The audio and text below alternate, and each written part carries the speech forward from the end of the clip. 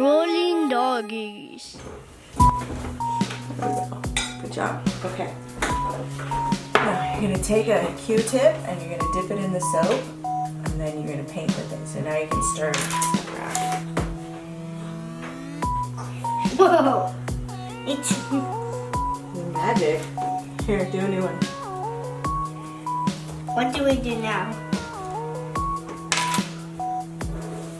Do you want to add any more colors? Yeah. Should we put a little green in there? Yeah. Put a little bit of green. Yeah, that looks cool. This is If gonna you be go slow, it'll not mix up too fast and it'll swirl. so. The color food, the green.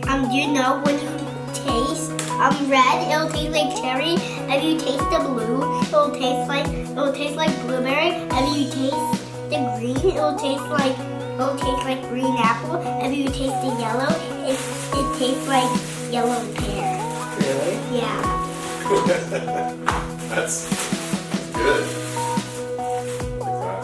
Like that. Soapy milk. A little bit like soap, but it's foamy. It looks.